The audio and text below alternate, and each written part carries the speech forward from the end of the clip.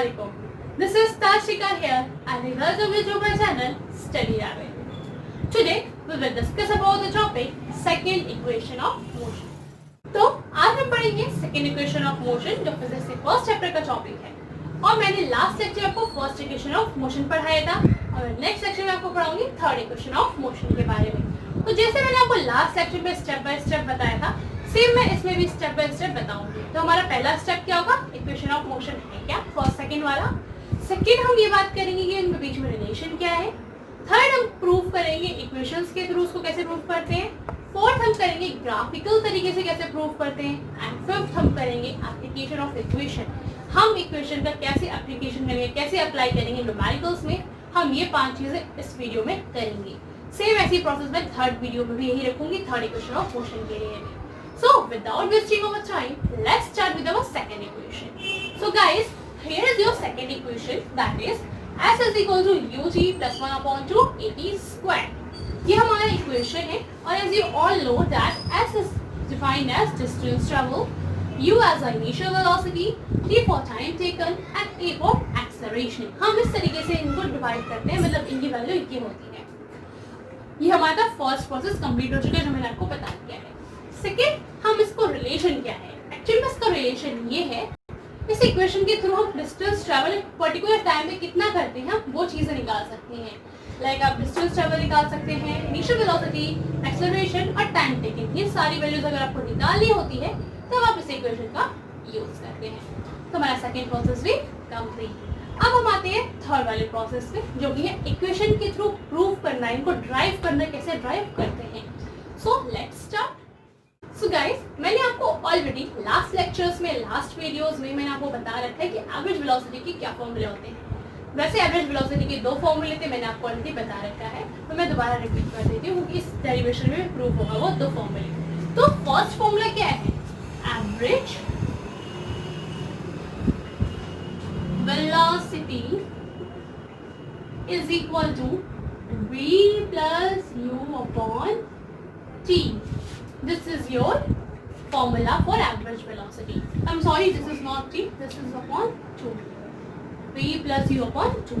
और जो हमारा दूसरा फॉर्मूला होता है एवरेज वेलोसिटी का, वो क्या होता है, मैं आपको शॉर्टकट में लिख देती हूँ। Average velocity is equal to distance travel upon time taken. अगर हम इसी फॉर्मूले से डिस्टेंस ट्रैवल की वैल्यू निकालें तो क्या हो जाएगा, distance travel is equal to average velocity into time taken. तो अगर मैं इसे इक्वेशन 1 मानूं और इक्वेशन 2 मानूं इसको, इनसे हम फर्दर इक्वेशन को सॉल्व करेंगे और इसी से हमारा सेकेंड इक्वेशन ऑफ मोशन आएगा। अब कैसे वो देखिए। अगर मैं इस इक्वेशन को लेके चलूं ऑन टेकिंग सेकेंड इक्वेशन, अगर सेकेंड इक्वेशन को लेके चलूं तो क्या होगा, dt मींस डिस्टेंस ट्रैवल और इसको हम डिनोट करते हैं s से, ठीक है। अब हम आते हैं एवरेज वेलोसिटी। एवरेज वेलोसिटी क्या है, v plus u upon 2 and t is for time taken। हम इसमें डिनोट करते हैं और आपने फॉर्मूला पढ़ा होगा, we know that, अभी आपने लास्ट वीडियो में वही चीज पढ़ी है क्या, फर्स्ट इक्वेशन ऑफ मोशन, वो क्या था, v is equal to u plus at।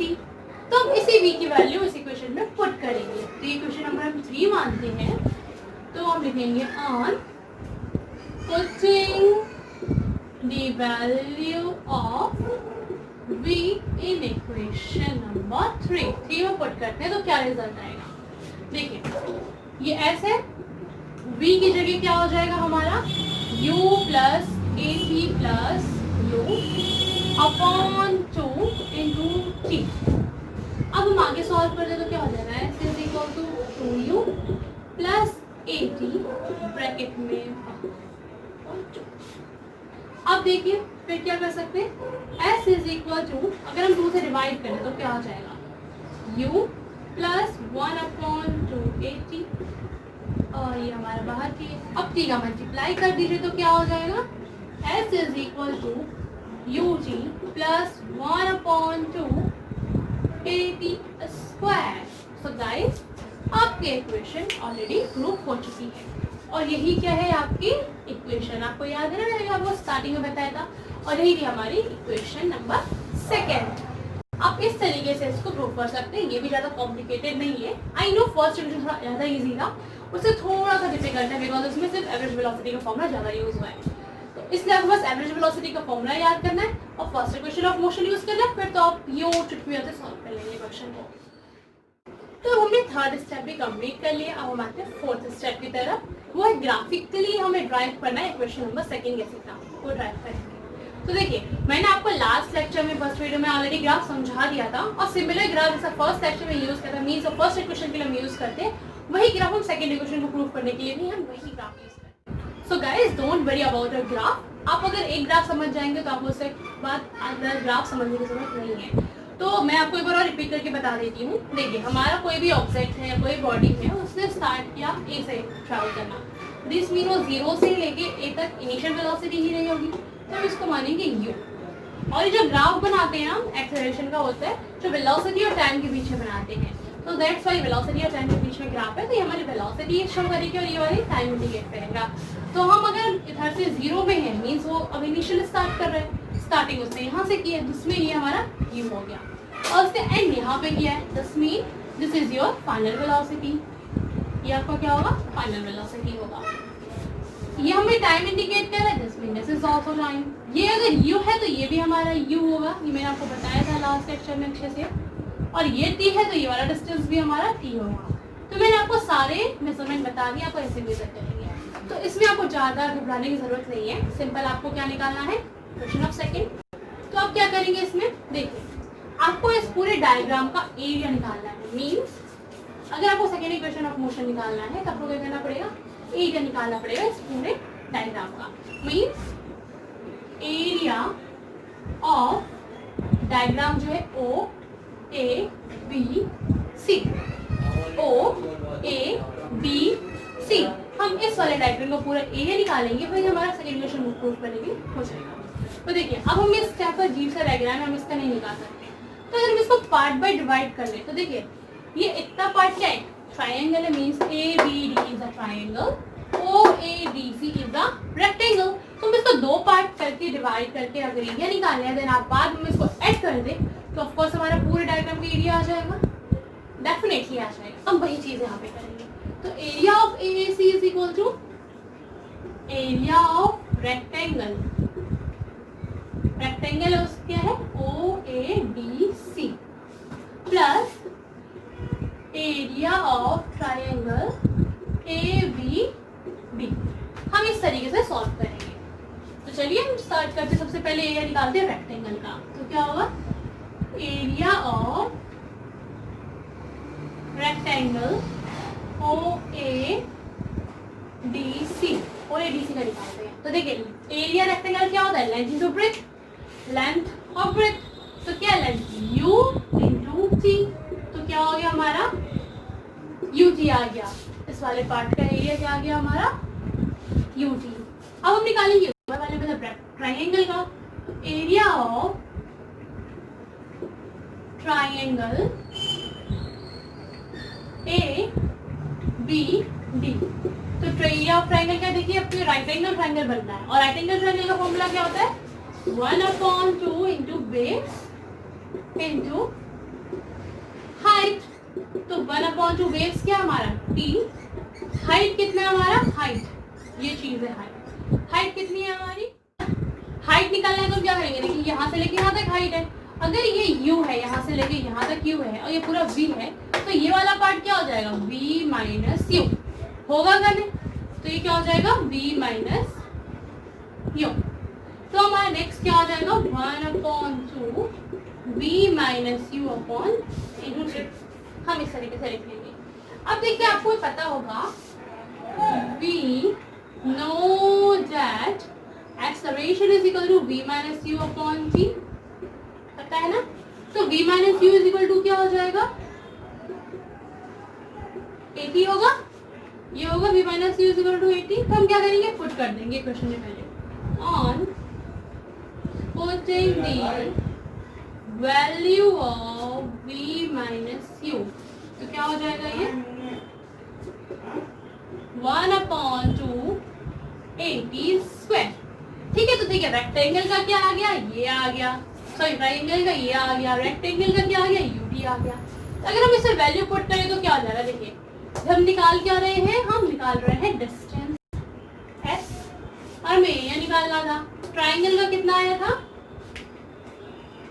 Sorry rectangle का कितना आया था, यूटी आया था।